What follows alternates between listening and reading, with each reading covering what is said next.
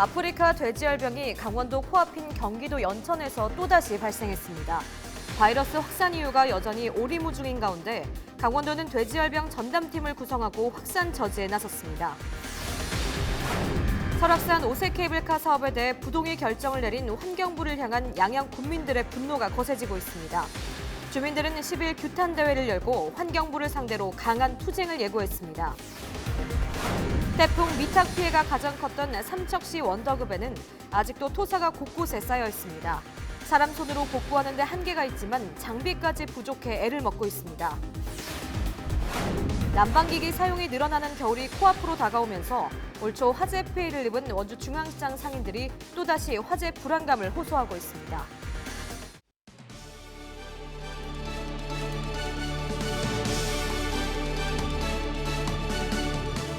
여러분 안녕하십니까? 헬로티비 뉴스 강원입니다. 첫 번째 소식입니다. 일주일 가까이 소강 상태였던 아프리카 돼지열병이 이번에는 강원도와 바로 맞닿은 경기도 연천에서 발생했습니다. 이번이 14번째인데 아직도 바이러스 확산 이유는 오리무중이라고 합니다. 강원도는 아프리카 돼지열병 차단 전담팀을 구성하고 확산 저지에 나섰습니다. 보도에 장진철 기자입니다. 경기도 연천군과 철원군 경계에 있는 차단 방역소에 긴장감이 감돕니다. 그동안 잠잠하던 아프리카 돼지열병이 엿새 만인 지난 9일 경기도 연천군 신서면의 한 농가에서 발생했기 때문입니다. 국내에서 14번째 아프리카 돼지열병이 발병한 경기도 연천의 농가와 철원 경계까지의 거리는 6km에 불과해 차단 방역에 비상이 걸렸습니다. 다행히 발생 농가 반경 3km 안에 도내 축산 농가가 없어 예방적 살처분은 이루어지지 않았습니다. 그러나 반경 10km 내인 철원군 대마리 지역에 양돈 농가 한 곳 있는 것으로 파악돼 긴급 이동 통제 조치와 집중 소독이 이루어졌습니다. 그야말로 강원도 코앞까지 아프리카 돼지열병이 확산된 겁니다. 강원도는 해당 농가에 정밀 검사반을 투입해 조사를 벌인 결과 별다른 특이점은 확인되지 않았다고 밝혔습니다. 전화 예찰을 했는데 특별히 이상이 없어서 그래도 이제 우리 예찰 검사반을 지금 투입해가지고 정밀 검사를 지금 하려고 지금 투입이 돼 있는 그런 상태고요. 경기도 경계 및 방역대 농가 주변 소독을 지금 집중하고 있고요. 아프리카 돼지열병의 잠복기는 최대 21일. 지난 6일이 최대 잠복기가 끝나는 시점이었습니다. 하지만 잠복기가 끝난 후에 추가 발생하면서 발병 원인에 관심이 집중되고 있습니다. 오염원이 아직 있다는 거죠. 이게 지금 일단 발생한 농가는 오염되었다라고 보죠. 바이러스에 오염되어 있는 상황인 거죠. 어쨌든 완전히 다 제거가 되지 않았기 때문에 뛰어난 것 같습니다. 여기에 명확한 유입 경로와 확산 이유도 여전히 오리무중인 상황. 돼지열병 확산 방지를 위해 지정해놓은 완충 지역에서 추가 확진 사례가 나오면서 이미 발생한 농장으로부터의 또 다른 전파 우려가 제기되고 있습니다. 강원도는 10일 아프리카 돼지열병 대응 전담팀을 꾸려 유입 차단과 신속 대응에 나섰습니다. 가축 방역관 등 전문 인력 5명으로 구성된 전담팀은 돼지열병 동향 감시부터 역학 분석, 방역 인력과 장비 사전 확보까지 유기적인 방역 체계를 구축하는 컨트롤 역할을 담당하게 됩니다. 강원도는 도 전역 접경지 도로에서 거점 소독과 통제 초소, 그리고 농장 주변으로 이어지는 3중 차단 소독을 이어가고 있다고 설명했습니다. 강원도 문턱까지 다가온 아프리카 돼지열병. 아직까지 명확한 확산 이유가 밝혀지지 않으면서 양돈 농가들의 불안감은 더욱 높아지고 있습니다. 헬로티비 뉴스 장진철입니다. 설악산 5세 케이블카 사업에 대해 부동의 결정을 내린 환경부를 향한 양양 지역 주민들의 분노가 날이 갈수록 거세지고 있습니다. 10일 양양 남대천 둔치에서는 환경부 규탄 범도민 걸기대회가 열렸는데요. 주민들은 환경부의 잣대가 일관성이 없다며 앞으로 더욱 강한 투쟁을 이어나가겠다고 밝혔습니다. 노지영 기자의 보도입니다. 검은색과 흰색 머리띠를 두른 양양 지역 주민들이 남대천 둔치에 모였습니다. 5세 케이블카 승인을 요청하는 현수막을 들고 환경부의 결정을 규탄하는 구호를 외칩니다. 사람이 사냥보다 못하냐? 환경부는 각성하라! 각성하라! 각성하라! 각성하라! 양양 설악산 케이블카 사업이 환경부 환경영향평가에서 부동의로 결론 나자 분노한 지역민들이 거리로 쏟아져 나온 겁니다. 환경부를 규탄하는 강원도민 권리대회가 10일 오전 양양 남대천 일대에서 진행됐습니다. 주민들의 분노는 날로 거세지고 있습니다. 설악산 모형을 불에 태우는 화형식에 상여까지 등장했습니다. 양양구는 환경부의 잣대가 일관성이 없다고 주장하고 있습니다. 설악산 케이블카 사업과는 반대로 지역 주민의 동의가 없는 신가평 송전선로 사업에는 환경부가 협조적인 태도를 보이고 있다는 겁니다. 환경부가 이중잣대를 대고 있습니다. 송전탑 몇백 개는 허가해주고 고작 송전탑 6개를 빼기 안 되는 케이블카는 허가 안 해주고.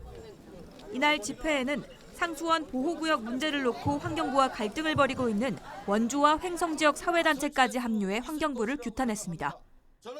원주는 40년 전에 횡성 인근 지역에다가 지방 상수도를 설치하고 상수원 보호구역으로 지정을 했습니다. 횡성 군민들은 원주 시민들을 위해서 고통을 감내하고. 환경부의 규제 기준을 두고 지역별로 반발하는 목소리가 높아지면서 투쟁은 앞으로 더욱 거세질 것으로 보입니다. 헬로티비 뉴스 노지영입니다. 한국전력공사가 강원 산불 이재민 240여 명에게 50억 원을 지급합니다. 한전은 이달 초 2차 손해사정 실사가 끝난 이재민 가운데 선지급을 희망하는 이재민에 한해 손해실사액 15%를 이달 중으로 지급하겠다고 밝혔습니다. 앞서 한전은 추석 전 1차 손해사정 실사가 완료된 고성지역 이재민 740여 명에게 100억 원 규모의 현금을 피해금으로 우선 지급했습니다. 강원도 내 8곳이 정부의 도시재생 뉴딜 사업에 선정돼 국비 950억 원을 확보했습니다. 선정된 사업은 춘천 문화가 숨쉬는 좋은 동네, 원주 원도심 어울림의 공간, 강릉 살맛 나는 중앙동 등입니다. 이 지역들은 앞으로 4에서 5년 동안 지방비를 포함 총 1,580억 원이 투입돼 주거지 개선과 지역 상권 활성화 사업이 진행됩니다. 강원도는 지난 2017년 도시재생 뉴딜 사업이 시작된 이후 현재까지 19곳이 사업에 선정돼 국비 2,240억 원을 확보했다고 밝혔습니다.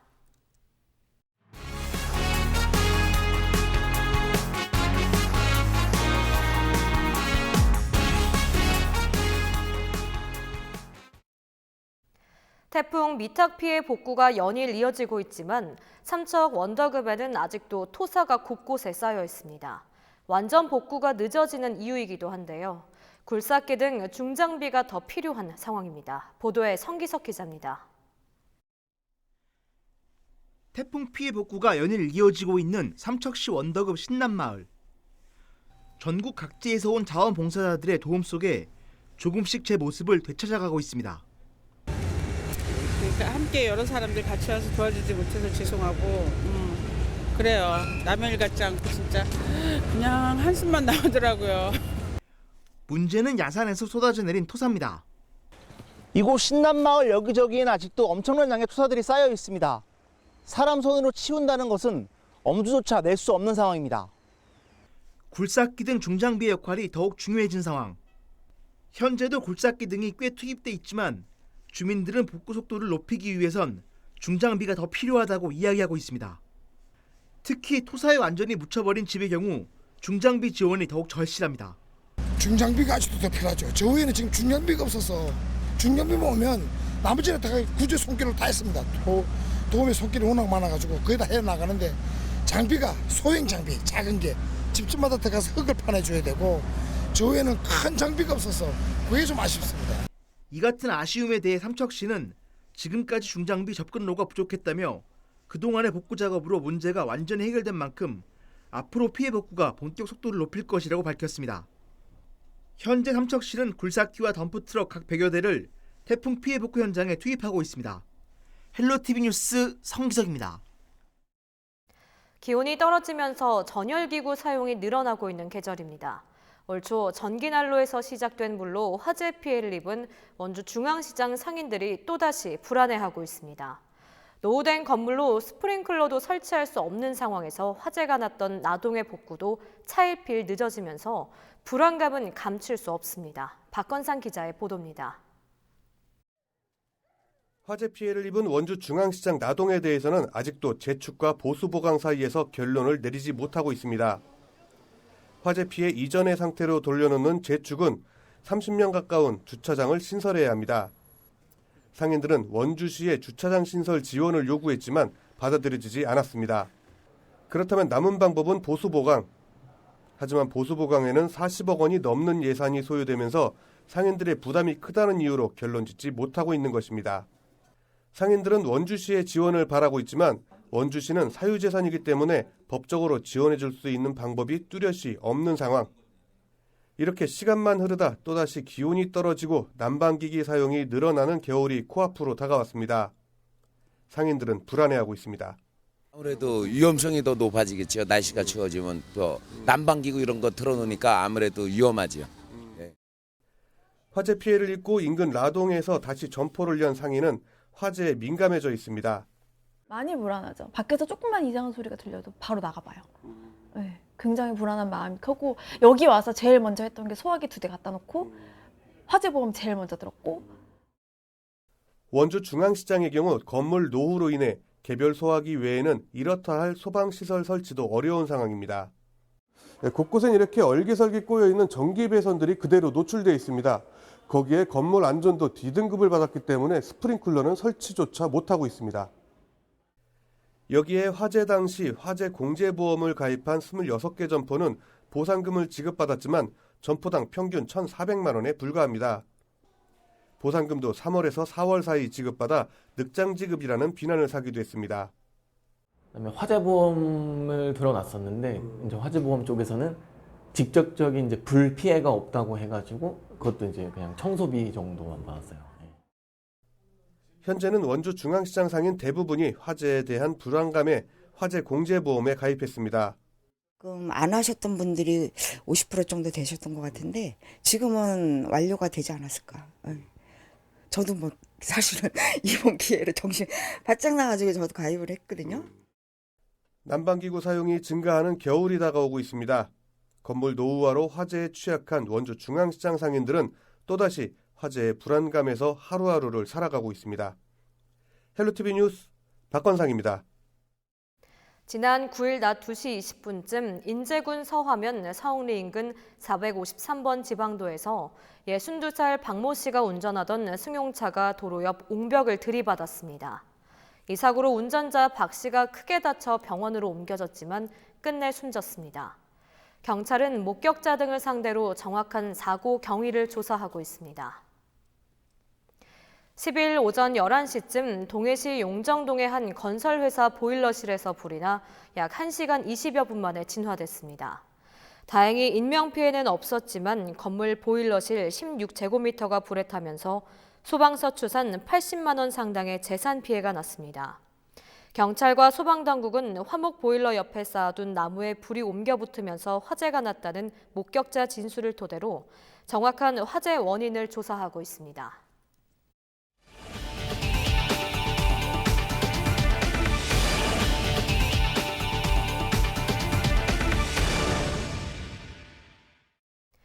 양양국제공항을 모기지로 하는 플라이강원이 객실 승무원 유니폼을 공개하며 막바지 취향 준비에 나섰습니다.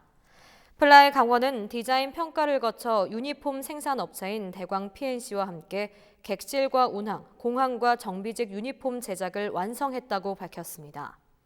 이번에 공개된 플라이강원 유니폼은 동해안 일출 빛깔과 강원도 꽃인 철쭉색을 접목하는 등 강원도를 모티브로 만들었습니다. 한편 플라이강원은 오는 11월 국내선 첫 취항을 목표로 2기 객실 승무원 채용을 진행하는 등 취항 준비에 만전을 기하고 있습니다. 원주시에 영향을 미치는 미세먼지의 가장 큰 원인으로 약한 바람이 꼽혔습니다. 강원도 보건환경연구원이 최근 발표한 자료를 보면 원주 지역은 남서풍의 영향을 받고 도내 다른 지역보다 풍속이 유독 약한 것으로 나타났습니다. 2017년 기준 원주 지역 초미세먼지 평균 농도 기여율은 중국 등 국해 68.4%, 수도권 12.1%, 원주 자체가 13.7%였습니다.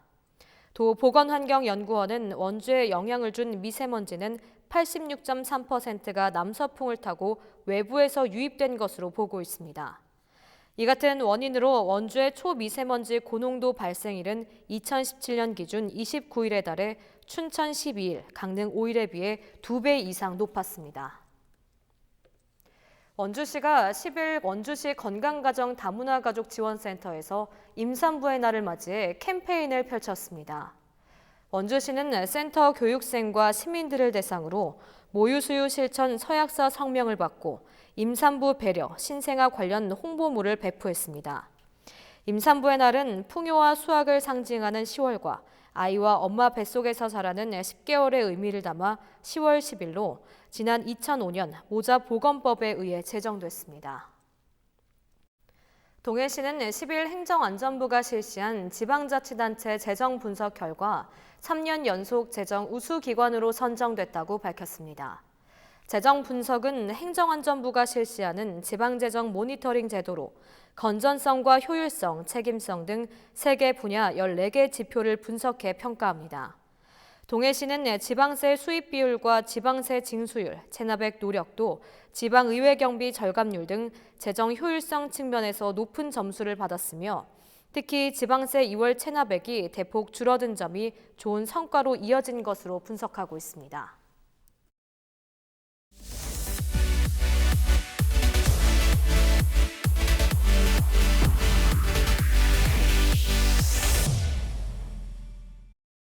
제100회 전국체전이 5일간의 열전을 마무리하고 폐막했습니다. 오는 15일부터는 전국 장애인체전이 열리는데요. 체전을 보다 색다르게 즐길 수 있는 곳이 있습니다. VR로 즐기는 전국체전, 이지훈 기자가 현장에 다녀왔습니다. 울퉁불퉁 산길을 빠른 속도로 내달립니다. 전국체전 정식 종목 중 하나인 MTB. VR 기기만 착용하면 누구나 MTB 선수가 될 수 있습니다. 자, 이제 조금 더 빨라질게요. 네, 실제 하는 것처럼 실감나서 좀 무섭긴 했는데 재밌었어요. 시원스럽게 물살을 가르는 웨이크보드. 물 위의 작은 움직임에서부터 뺨을 스치는 바람, 아찔한 속도감까지 실감나게 체험해봅니다. 가상현실이 아니라 현실 같아요. 이런 걸 보면서 앞으로 과학기술이 발전하면 엄청난 새로운 세상이 올 텐데. 한 발 한 발 조심조심. 떨어지는 거야. 하나, 둘, 셋. 가상현실은 75m 높이 다이빙대의 짜릿함을 온몸으로 느끼게 해줍니다. 야구와 양궁, 볼링까지 전국체전 ICT 체험관에선 체전 10개 종목을 누구나 쉽게 즐겨볼 수 있습니다. 체험 비용은 모두 무료입니다. 전국체전 ICT 체험관은 체전 폐막 후 잠시 휴관하다 오는 15일부터 19일까지 이곳 잠실 종합운동장에서 다시 문을 엽니다. 헬로티비 뉴스 이지훈입니다.